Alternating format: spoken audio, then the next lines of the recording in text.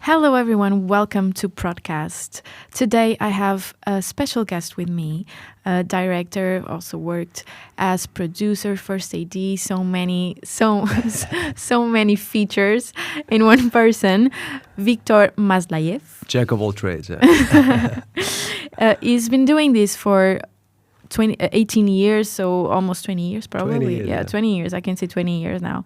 He's originally from Ukraine, but now lives in Lisbon as his base, but worked across many countries. True. So I think he has a lot to tell us today. Are you ready? Are you Yes, good? absolutely. So the first question I want to ask you is, you have this experience of going around, filming in many different countries. What brought you to Portugal? What's happened, and what did you think occurred for you to say, now I'm staying here as my base? Because you also travel still, but this is your home for now. Yeah.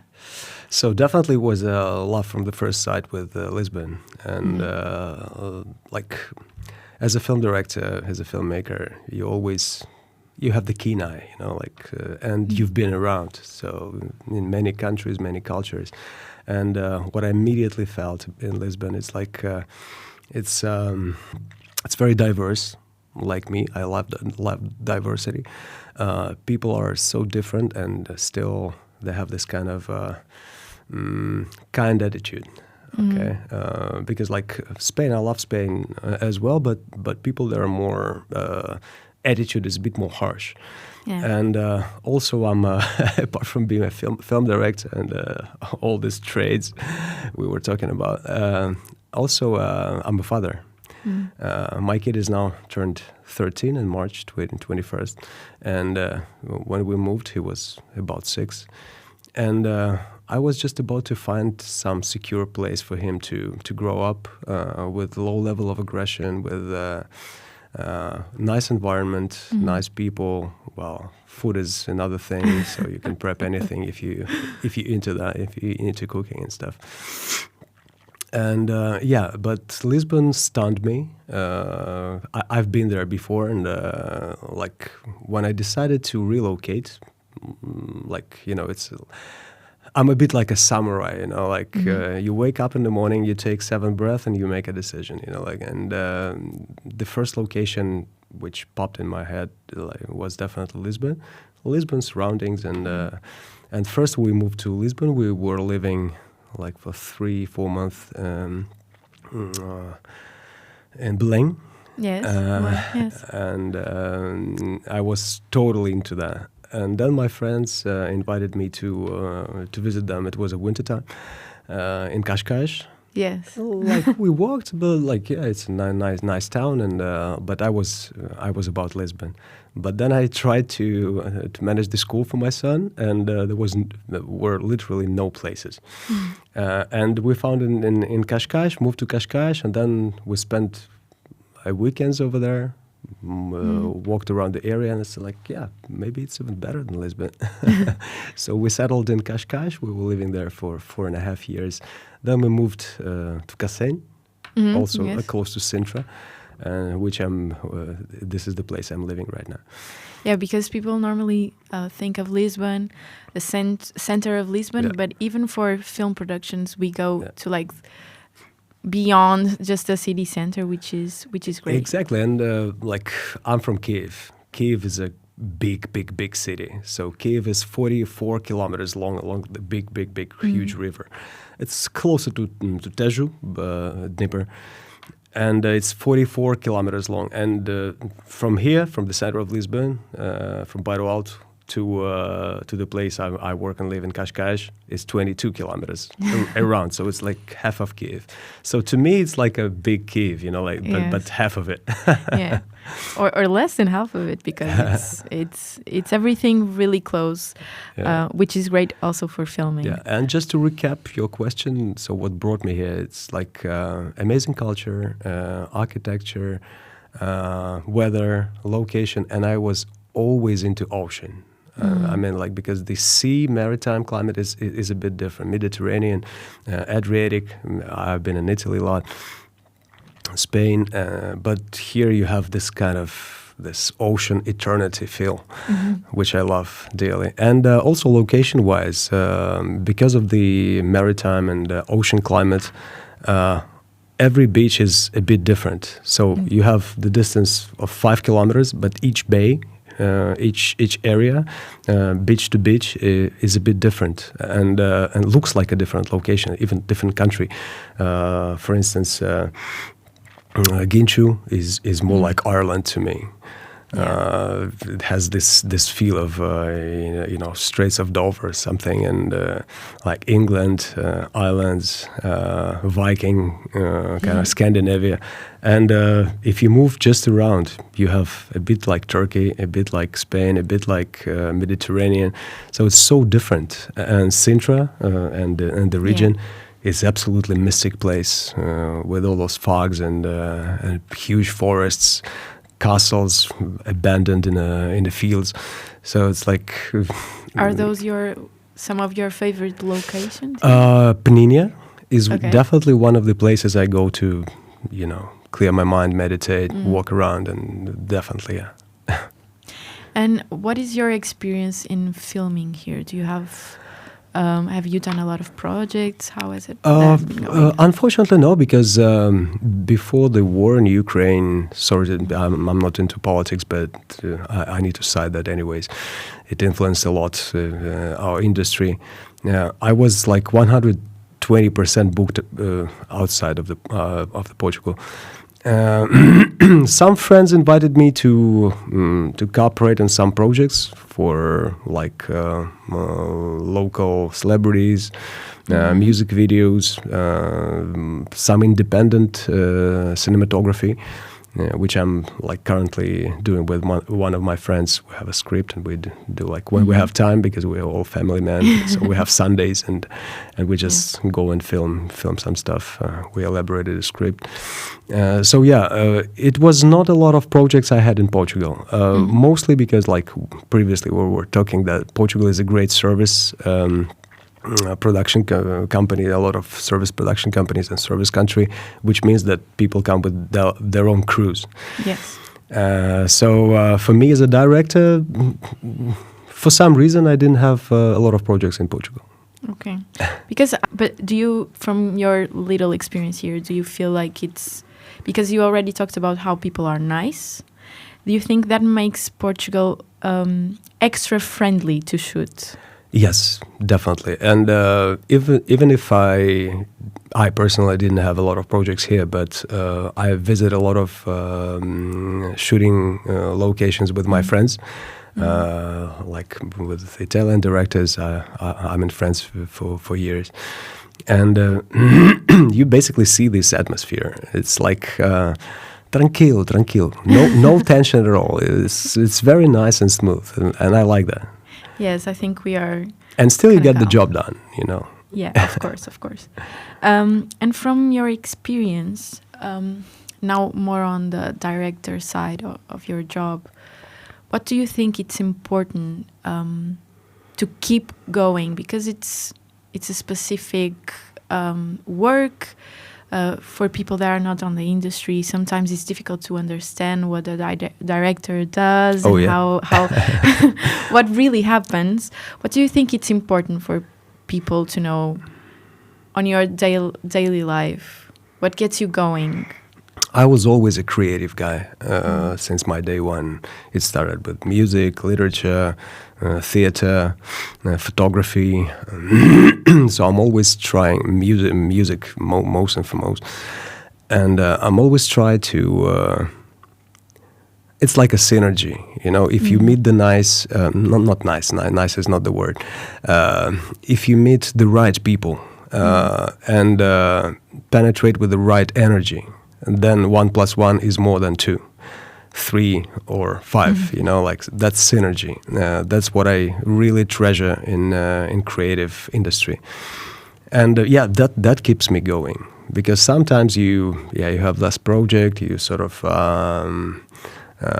more laid back, like you hesitating or you feeling like you're getting outside. But then you meet the right guy or right lady, and then you do something cool together.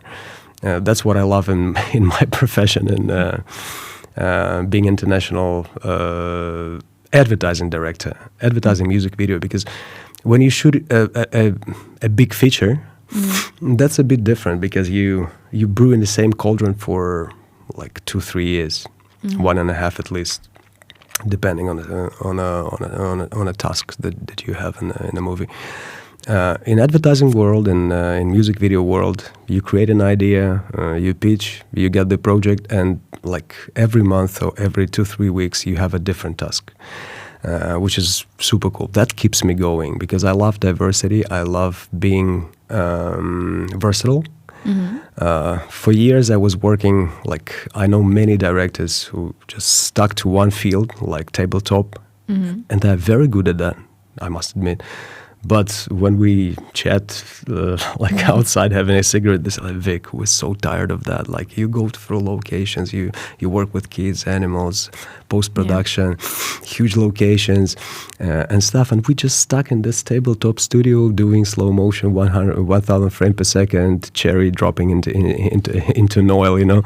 And like, I love to combine. And I was working as a first AD. I had a big luck in my life to get into that profession after being producer. It was willingly, so I took the step in the void again in my life. But it gave me a vision because every 2-3 weeks you work with another director, with another treatment of the same idea, with another crew, another cinematographers, makeup artists from all over the world. And that gives you that diversity. So I like that, I like that, I like that. And you can pick up and combine it. That's why my work, and people always were saying that you're super versatile. Because I have kids, I like to mix tabletop with live action. I like to mix comedy with action movies. You know, like this kind of approach. Because like that's what I treasure in cinema. The movies I was raised up on, you know, and so that, like, the answer to your question, what keeps you going, that being versatile, and about the suggestion and what we can improve. And I think also part of my activity is like more than 10 years ago, they invited me to different advertising holdings and then universities to do a master classes in film direction. And when you teach, you learn as well. And what I discovered is, like, I was doing that for a master's degree student in Kiev University of Culture and Art, the biggest institution in Kiev, also connected to filmmaking and arts. And they say, like, wow, Vic, now we spent 5 years on the bench just learning stuff, and now listening to you, we understand that we don't know anything, you know, like it's something real, it's something from the real life. I said, like, probably I will be the bearer of bad news, but you've lost 5 years. I mean, not about university. Don't get me wrong. It's very important to have a profile education, and you are taught much over there. But combine. If you start first course in a university, go to the filming set. Maybe they don't even invite you immediately on the directing position, of course. First, you're making coffee, but make sure you make the best coffee in the neighborhood. Yeah. And you're there, and you get to see, and you get to exactly. experience. And then it's very parallel transitions, vertical parallel transitions. It's all possible in cinematography. I know a lot of location manager becoming. We were talking about becoming a producers, making a huge movies and international projects. I knew photographers who became DOPs. I knew casting managers who. Actors who became casting managers, and so on and so forth. So first you start running. I mean, like, because we have a saying, the water doesn't go under the stone that lie on the bottom of the river. So you must be rolling. And then the more you experience, the more you also it's a matter of self-discovery as well, because you never know before you try. For instance, I don't know, if you have a kid and he's doing ballet, and then he tries or she tries martial arts, and she said like, "Wow, I like that. I like kicking people." I mean, but you never know before you try. Yeah. Same in creative business and creative field, and especially cinematography and filmmaking. It's all about trial, putting it through yourself and see if you like it or not. So it's constant adjusting and readjusting your likes and dislikes, adapting to the environment and see what makes you happier. Yeah, because it's such a big industry. There's so many different roles, so many different formats you can make. Sometimes people get surprised that there are specific jobs, and it's very important for you to try Absolutely. many things and Absolutely. see at each time what do you want to do, because you can transition and you can float between And on top of everything. it all, it's like you never know before you try. It's one thing, but it's so specific. It's so magic a world. I mean, when you're in the filming set, I don't know, if you're doing tabletop and you see 5 guys readjusting the leaf of basil, spreading it with water, and then cinematographer comes, take the leaf up and then drop it 1,000 frames per second, and you see what happens. Like, it's magic, right? If you work with the action scene, with the stunt guys, and you're rehearsing a skater which does a somersault in the air and then lands and boom, like it's magic. And you never know before you try, and you never know before you see it with your own eyes, because it's so peculiar, it's so unique, and it's so interesting as well. Yeah. It's a magical world, and It's a magical world. and we are very fortunate to be part of it. Yes. Yeah. Yeah. Sometimes it has a backlash, of course. Like sometimes the flip side of the coin. Yeah. If you are freelance, you're constantly pitching for a job. It's very honest. You cannot be a son of tycoon, and all doors are open. No. If you must. You can have a pile of money behind you, but if you don't know the profession, you're nothing. So just go and try. Go and try. Thank you so much. I wanted just to ask you one last question. A very simple one. Let's go back to the fact that you're here in Portugal. How would you describe Portugal? It can be related to film or not, but in just one word. Difficult challenge.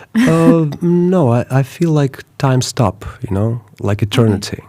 I really have this feeling of something solid, eternal, and ancient. And you still feel it, despite of the fact we're using iPhones and all the social media stuff, and we have so many gadgets and electric cars and everything, satellites in the air, flying saucers and stuff.